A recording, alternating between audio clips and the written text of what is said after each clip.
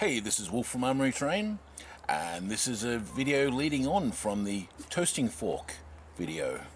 So while CJ and Seth are continuing to cook sausages on my fire, I thought I should make them something nice and sweet for dessert. But how many times have you been out at a LARP event or on camp and realised you don't have a cast iron pot to put in the fire? Heck, you don't even have any alfoil. So I'm going to show you how to cook damper on a stick. This is something I learned as an 8-year-old cub scout and been running around madly with ever since. And in the background my dog is playing with his pig again. That's the weird sound you can hear. So anyway, with this what we're going to need is some flour. I've got self-raising flour here, a pinch of salt and some water. We're going to mix that all together, and then we're going to wrap it around this stick, which is totally not a rake handle that I just cut off because I lost my cooking stick. So all we need is a bowl or anything you can mix onto. You know, low tech here, guys. So I'm going to put in about half a kilo of flour, just half the bag, and some salt, and then I'll show you how it looks when it's mixed up. Okay, I've mixed this up into a nice gooey mixture. It should have quite a bit of body to it, like this, because it needs to be able to stick to this pole. Otherwise it'll fall off into the fire. So once you break off a small amount, you grab your stick and you start wrapping it around it. Now ideally you're going to make it about the same thickness all the way around. I mean, obviously it won't be, but as close to the same thickness as you can would be good.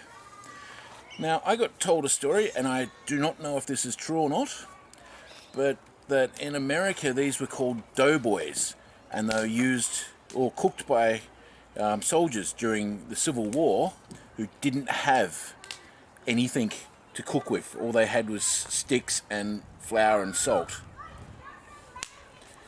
So I've got this on here. It's not super great, but I think it will do. So what I'm going to do is pass this off to Seth, and he's going to put it on the fire and carefully rotate it slowly so none of the dough just sags to the bottom. Okay, so how do we know when it's ready? Well, once it's golden brown, a little bit closer to the fire there if you would, Seth. Once it's golden brown, we'll tap on it with a knife, and if it sounds hollow, it's good to go. So we'll wait for that to happen, and I'll show you the finished result. Okay, it's been through the fires. It looks a bit gnarly, but the important thing is, when you tap it, you can hear that, it sounds solid. So the next thing that we do is we go, it's not that hot. And hold on to that stick, because my other hand's still covered in flour, and we ease it off the stick. Come on, ease it off the stick.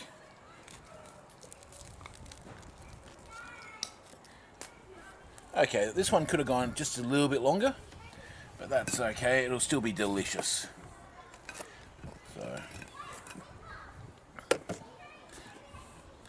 So yeah, this one's still a little bit doughy on the inside, but if you cover it with enough golden syrup and honey, it'll do wonders.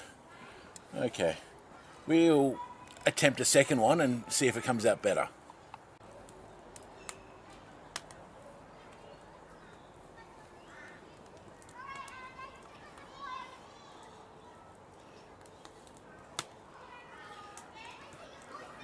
So this is what you call slave labor, making him cook the doughboy, or the twist, or even damper on a stick, whatever you want to call it.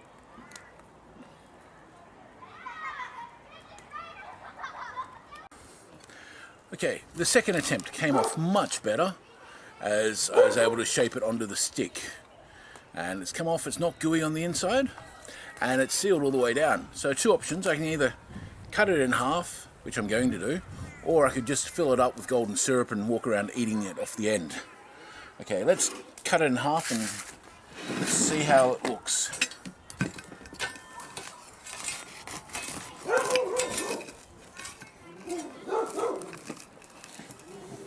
Don't you love recording with animals in the background? Okay, so this is how it looks on the inside. It's nice and set and warm and delicious. Bit of butter, bit of golden syrup, wonderful. So anyway, while you're at your next LARP or camping event, even if you don't have all the cooking gear, you can cook stuff like this. It's not that hard. Now, I found some alfoil because I'm at home, and I've wrapped up the rest of the dough in the alfoil. I'm going to put that in the fire to cook.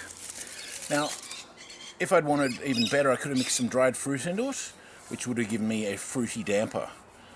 But hey, half an hour, it'll be wonderful. Anyway, this is Wolf cooking on a lovely winter's day here in Brisbane and saying, be creative and stay home and make stuff.